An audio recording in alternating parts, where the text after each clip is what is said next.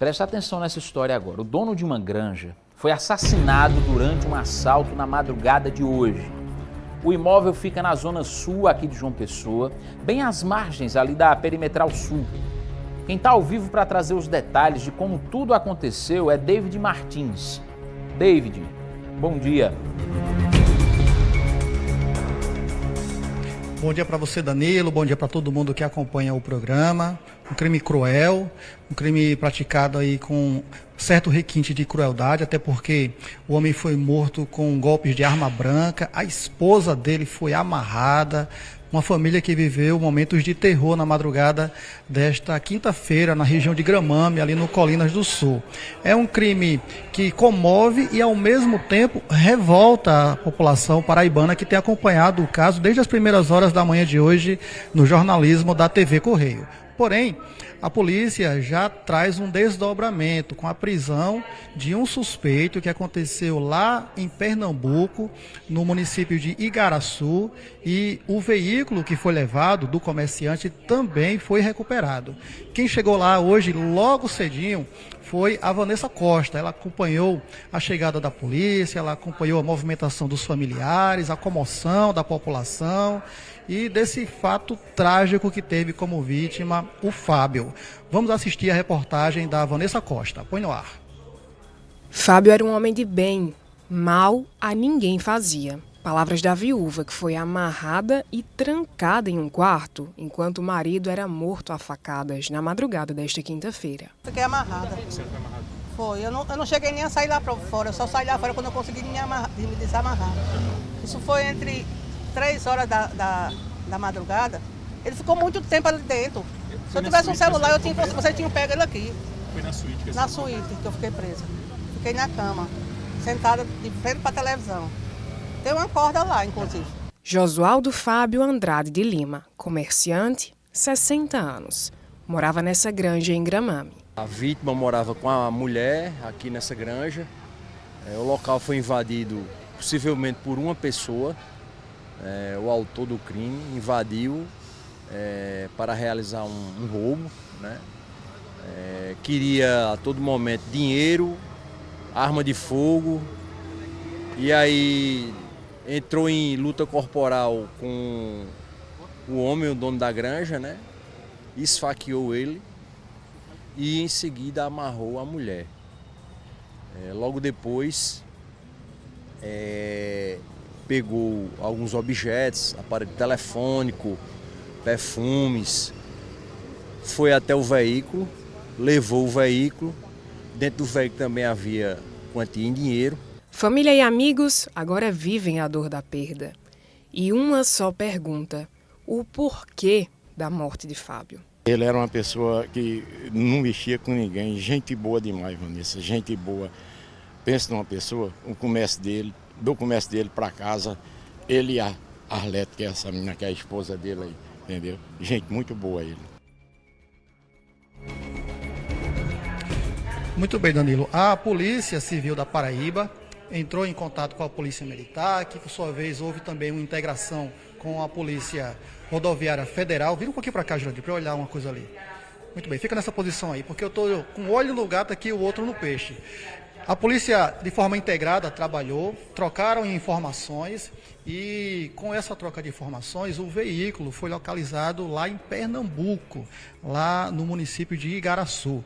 A Polícia da Paraíba informou a Polícia Rodoviária Federal que esse veículo poderia pegar a rodovia federal com destino ao estado de Pernambuco, até porque o veículo foi visto minutos depois do crime circulando pela região do Conde, e o Conde fica ali às margens da BR-101. Então houve esse alerta para a Polícia Rodoviária Federal, que conseguiu interceptar o carro lá em Igaraçu e prender um dos suspeitos, que inclusive confessou participação no crime. Vamos ouvir a Polícia Rodoviária Federal, que fala sobre o caso.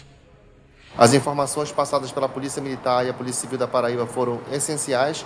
A PRF informou também a Polícia Rodoviária de Pernambuco e do Rio Grande do Norte, pois não se sabia até então qual rumo tinha sido tomado por ele, mas imaginava-se que tinha sido a BR-101.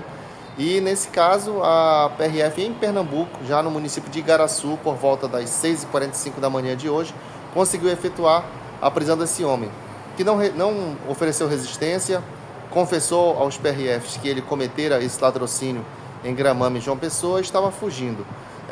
Dentro do veículo estava ali já, infelizmente, também a arma do crime, a arma branca, e alguns pertences da granja. Bom, esse é o desfecho de momento desse caso. Agora, a Polícia Civil está averiguando outra situação e eu vou tentar explicar, até porque eu não tive acesso na íntegra do que está acontecendo, o delegado está a portas fechadas aqui no gabinete. Quando esse sujeito aí invadiu a casa, rendeu o Fábio, rendeu a família, né, amarrou a esposa e manteve um dos enteados do Fábio em um quarto, ele falava no telefone: eu não estou achando, onde é que está? Não encontrei não. Então, ele se comunicava o tempo todo com alguém através do telefone. A esposa e o enteado que estavam lá, eles ouviram isso, mesmo isolados em um dos cômodos da casa, eles relataram para a polícia que ouviram o suspeito que foi preso lá em Igaraçu ao telefone e falava o tempo todo: eu não estou encontrando, onde é que está? Diz: eu não estou encontrando não está aqui, não está aqui. E isso indica que ele estava falando com alguém que conhece o ambiente da residência. É a suspeita que a polícia tem. Então, por isso, a polícia diligenciou e o outro enteado de Fábio, que também inclusive esteve no local do crime, ele está nesse momento na sala do delegado, ele está prestando depoimento. Eu conversei minutos atrás, há cerca de 20 minutos, com o delegado, que é o Bruno Vitor Germano, que deveria ter saído do plantão às 8 horas, mas estendeu por causa dessa ocorrência. Eu perguntei para ele se esse enteado tem envolvimento com o crime. Existe a suspeita. Perguntei: ele está preso? O delegado disse que não. Porém, ele está algemado. Mas esse procedimento de algemar é apenas uma questão de segurança. Pode ser que na hora aconteça uma emoção a mais do normal. Ele precisa ser contido, então essa algema é mais uma questão de prevenção para a segurança do homem que está sendo ouvido e também para a segurança dos policiais. Por enquanto, existe apenas a suspeita. Eu estou aqui na expectativa de falar com o delegado, estou aqui na sala, que fica bem na frente do gabinete do delegado Bruno Vitor Germano. Ele disse que assim que tiver um desfecho dessa história, ele vai falar com a imprensa, não só eu, mas todos os colegas da imprensa aqui de João Pessoa estão aguardando o final desse interrogatório, mas existe aí uma evidência que fez com que a polícia trouxesse ele aqui para a delegacia. Ele estava no local do crime, a gente tem imagens aí, produção, já mostrando ele circulando pelo local do crime, lá na granja, lá em Gramame. Me confirma isso, já tem essa imagem circulando aí, passando enquanto eu falo. Então, ele do local do crime, ele foi trazido para cá, está na sala do delegado, está algemado, mas ainda não recebeu a chamada voz de prisão, está preso. Isso ainda não aconteceu. Ele está sendo ouvido e, se ainda houver tempo, durante o programa a gente volta atualizando. É com você, Danilo. Tu já pensasse, David? Misericórdia, é muita frieza, viu? Agora também o olhar da polícia atento, prestando atenção em toda a movimentação, no comportamento de todo mundo que estava por lá. Imagina a madrugada de horror que esse comerciante passou dentro da própria casa, onde ele deveria se sentir mais seguro. Um homem que não tinha inimigos, que não mexia com ninguém, que não fazia nada de errado, que levava uma vida tranquila, em paz com a família. Era um homem muito querido pelos familiares, pelos amigos. Era um homem, assim como eu disse, sem nenhuma inimizade. E aí, durante a madrugada, teve essa casa invadida com um criminoso armado com um facão, que tirou a vida dele, de graça. Qual o preço de uma vida? E essa informação que o David trouxe é muito importante, que o tempo todo o bandido ficava no telefone como se estivesse procurando alguma coisa ali na casa, que alguém sabia que estava na casa, mas ele não estava encontrando. Fugiu no carro do comerciante, foi preso, já chegando no estado de Pernambuco, e aí em rápidas investigações a polícia levou para prestar esclarecimentos o cunhado, não é isso? O enteado dele, na verdade, que é esse rapaz de azul que a gente está vendo aí, escorado, vendo a movimentação da polícia, como se nada tivesse acontecido. Então, é importante demais a gente continuar acompanhando tudo. David Martins está em cima do lance, lá na cidade da polícia, para já trazer mais novidades desse caso e a gente poder dizer de forma mais concreta se esse rapaz aí, o enteado da vítima, teve algum envolvimento nesse crime cruel. O corpo de seu Josualdo Andrade, que tinha 60 anos, está no IML. A gente vai para lá agora conversar ao vivo com Lucas Macieira. Lucas, boa tarde. Olá, Danilo, boa tarde. Realmente uma história que vai tomando um rumo aí que ninguém esperava, né? Pelo menos inicialmente, quando esse caso começou a ganhar repercussão, né? E além do trabalho de perícia que foi realizado lá no local do crime, onde o seu Josualdo, infelizmente, foi assassinado brutalmente por um motivo, enfim, que a gente ainda precisa entender qual foi.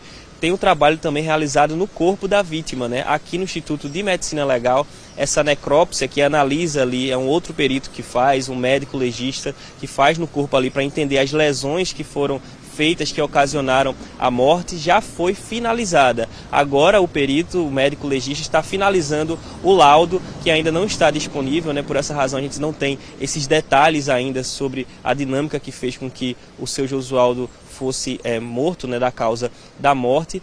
Inclusive, há a expectativa de que o corpo seja liberado só no período da tarde, no início da tarde, lá por volta das 2 horas, porque ainda falta o resultado do exame de papiloscopia, né, que é aquela confirmação de que o seu Josualdo, o corpo que está aqui, realmente se trata dele. Esse processo precisa ser feito por legislação, para além da questão do reconhecimento, né, das pessoas da família. Inclusive, estiveram aqui o irmão do seu Josualdo, também um outro parente, né, a viúva, ainda muito abalada, não compareceu aqui no IML. Mais cedo, esse irmão e esse outro parente resolveram toda a documentação, inclusive passaram a informação de que o seu Josualdo vai ser enterrado em São Mamede, no interior do estado. Há a expectativa de que ainda aconteça um velório aqui na capital, mas a confirmação realmente é que ele vai ser enterrado em São Mamede, no sertão do estado. A gente vai voltar agora ao vivo com o repórter David Martins para trazer mais atualizações a respeito desse caso, sobre o suspeito de cometer esse crime que foi preso, não é isso, David? Muito bem, estou de volta aqui direto da cidade da Polícia Civil. O delegado Bruno Vitor Germano acaba de me confirmar que está preso o enteado do Fábio. Depois de depoimento, mais de 2 horas de depoimento, ele ficou o tempo todo na sala do delegado, desde o momento em que o delegado saiu do local do crime, que veio aqui para a delegacia, trouxe ele junto. A todo momento ele negava a participação no crime, mas aqui na delegacia o instinto policial fez com que o delegado pedisse logo que ele fosse algemado, prevendo aí qualquer reação, qualquer desconforto na hora do depoimento, na hora da sala, do gabinete. Então o delegado acaba de me confirmar. Vem para cá, Jurandir, vou mostrar aqui a sala do delegado, onde o homem está sendo ouvido. Deixa eu pedir licença aqui aos colegas. Aqui, ó, essa é a sala aqui do delegado, onde o enteado está sendo ouvido. O delegado ainda não saiu para falar com a gente, mas ele confirmou para nós que o enteado está preso. Muito suspeito, né? Realmente o instinto policial foi eficaz nesse momento. Esse depoimento que eu falei de que esse suspeito que foi preso lá em Igaraçu ficava no telefone o tempo todo. Não estou achando, não estou encontrando. Fala de novo onde é que está. Então, isso levantou a suspeita da Polícia Civil com relação ao fato. Então, por isso, o delegado resolveu manter a custódia desse enteado, pelo menos no primeiro momento, para que ele pudesse prestar esclarecimentos. Agora o delegado, vem chegando aqui, vem comigo, Jurandir. O delegado vai falar aqui no banner, onde fica o auditório da Polícia Civil. Expectativa de toda a imprensa, é isso mesmo, está todo mundo ao vivo aqui na expectativa de ouvir o delegado Bruno Germano, que vai se posicionar agora para falar com a gente. Delegado, ele está preso por quê, delegado? Explica qual é o motivo da prisão. Boa tarde. É o seguinte, a gente, assim que foi acionado para a ocorrência, que foi por volta de 5h30 da manhã, nós detectamos que a vítima tinha sido assassinada. De início se pensava num latrocínio, tinham entrado na sua granja, tinham invadido lá a granja e uma briga entre a vítima e um dos acusados foi golpeado com 6 golpes de faca peixeira, morreu no local. Logo após, os acusados fugiram usando o carro da vítima. Então, colhendo vários detalhes no local de crime ainda, a gente conseguiu entrar em contato com a Polícia Rodoviária Federal, trocamos algumas informações com eles e obtivemos êxito em Igaraçu, Pernambuco, prender já hoje, agora de manhã, o principal acusado, né? Ele fugiu com o carro da vítima, então ele foi pego com a faca que utilizou para matar a vítima, com os objetos roubados de lá, televisão, telefones, com tudo que foi roubado lá da residência, da granja. E em contato com a turma do DHPP, né, o setor da Delegacia de Homicídios de Pernambuco, o pessoal de lá nos mandou o interrogatório do acusado. Então, no interrogatório, por meio de videoconferência, ele confessou que o enteado da vítima teria encomendado esse assassinato, iria pagar R$3.000 para ele, era a recompensa, então foi um homicídio qualificado. Já a gente percebe aí motivo torpe por qualificadora de recompensa. E então tudo tinha sido articulado, ele teria levado o assassino até a granja, aberto as portas, inclusive no escuro, quando a vítima saiu do quarto. Segundo o acusado que está preso em Pernambuco, ele alega que o enteado foi quem segurou a vítima pelo pescoço e ele efetuou 6 golpes na vítima, que faleceu no local.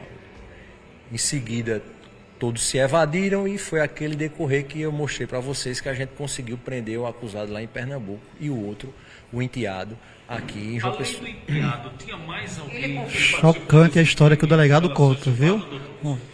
Segundo eles, haviam mais um menor de idade e outra pessoa, certo? E outro maior, que a gente está ainda investigando quem poderia ser.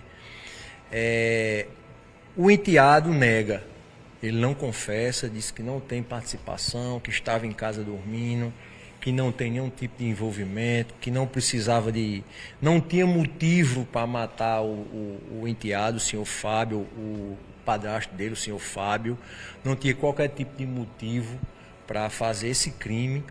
Ele nega tudo, se dispôs a falar, falou, negou tudo, que não tem envolvimento de jeito nenhum. Mas aí há uma confissão do outro acusado, né? A gente está ainda fazendo os levantamentos de provas ainda técnicas, mas já foi elaborado o auto de prisão em flagrante. Ele foi detido em flagrante delito, visto que há uma confissão, há um parceiro dele que confessa que ele está envolvido. Então, tomamos por precaução fazer o auto de prisão em flagrante. Esse valor de 3 mil foi pago? Ele alega que não, o rapaz lá alega que não, que o carro teria sido roubado. Toda a ideia era justamente levar o carro também e o dinheiro que eles tinham lá para poder depois vender e ser rateado todo o dinheiro. O delegado, falando sobre a presença do enteado, ele estava no local, inclusive quando a polícia estava realizando as investigações. Ele tentou destruir alguma prova nesse sentido? A polícia desconfia disso? Tinha algum arrombamento na casa, doutor? Não, a casa havia só um destelhamento na ponta, lá nos fundos, mas as portas, que são todas grades, o que a gente achou estranho também foi que não tinha nada arrombado. Então, e é um local ermo, é um local realmente um pouco esquisito, é uma granja que não é realmente bem protegida, com muros ou cercas, e, logicamente, deveria estar tudo bem trancado e fechado para se dormir ali naquele tipo de local. Então, a esposa da vítima falou alguma coisa? A esposa alega que estava dormindo quando escutou um barulho, acordou, alertou a Fábio que havia esse barulho. Quando o Fábio também foi levantar para ver o que era, já havia os acusados dentro da residência e tomaram todas essas ações de execução do crime, infelizmente, matando e executando o senhor Fábio. O celular dele foi apreendido, o celular do suspeito? Foi apreendido o celular deles, os celulares das vítimas também estão apreendidos lá em Pernambuco. Com relação ao acusado estava sim no local de crime, ele estava lá presenciando toda a movimentação da polícia no local de crime. Ficou normal, agiu com frieza e normalidade. Inclusive a gente pediu para que ele viesse com a mãe, com a genitora para cá, junto com outro irmão, para que já tomasse as declarações da mãe, para enviar também lá para a delegacia de Pernambuco. E aí, aqui mesmo, após as confirmações, foi dado voz de prisão e ele foi detido aqui mesmo na delegacia. Delegado, ela foi amarrada e um dos enteados ficou trancado em um quarto. E esse que está sendo preso agora, como foi a logística dentro do imóvel dessas pessoas? Na verdade, dentro do imóvel só residia a vítima e a esposa. Só residiam os dois dentro do imóvel. Então, quando ela escutou o barulho, acordou a vítima, o seu Fábio, para verificar o que estava acontecendo. Quando ele levantou para ver o que estava acontecendo, que saiu do quarto, já percebeu no corredor essas pessoas dentro da residência, quando ele foi imobilizado e golpeado. Não reconheceu, não gritou o nome do enteado? A mãe, a esposa que estava no local, trocando de roupa dentro do quarto ainda, ouviu os gritos de socorro. Segundo o acusado que está preso, eles estavam com blusas no rosto e o local estava com todas as luzes apagadas, estava bem escuro. Mas aí ela escutou os gritos de socorro. Quando tentou sair do quarto, foi imediatamente impedida pelo acusado que foi preso em Pernambuco, o Keivson, amarrada e trancada em esse outro quarto. E aí eles fugiram com os objetos, ela ficou trancada. Depois de vários minutos, aproximadamente 20, ela conseguiu se soltar, tentou sair da granja e pediu socorro à granja vizinha. O outro enteado, ele aparece em que momento?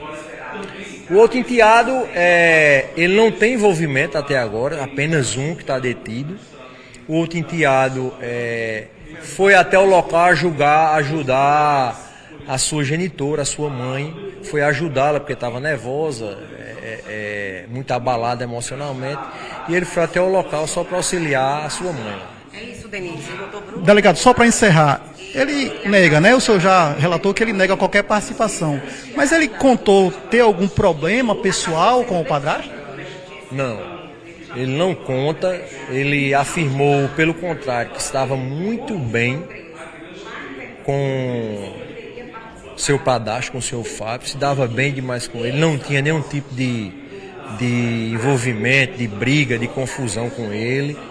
Inclusive o tinha como pai, mas infelizmente a gente tem uma confissão do outro acusado, apontando ele como, na verdade, o mandante do crime. Então tudo foi esclarecido e a gente está ainda detalhando e construindo mais provas sobre toda essa prisão de hoje. Padrasto, eu vi que o senhor conversou com ele muito tempo. Desde pequeno ele é criado? De quanto tempo é essa relação de padrasto e enteado? O enteado tem aproximadamente, esse relacionamento tem aproximadamente 10 anos. Então, aproximadamente 10 anos, essa convivência, né?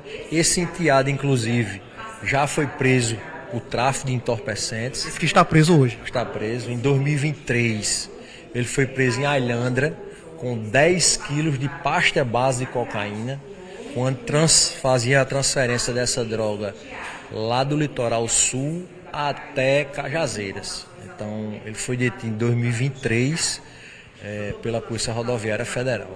Possivelmente com a questão do patrimônio do padrasto, era isso o interesse? Era, pode ter sido, exatamente. Obrigado. Delegado Bruno Germano, surpreendente, viu, meu querido Danilo, o desfecho dessa história.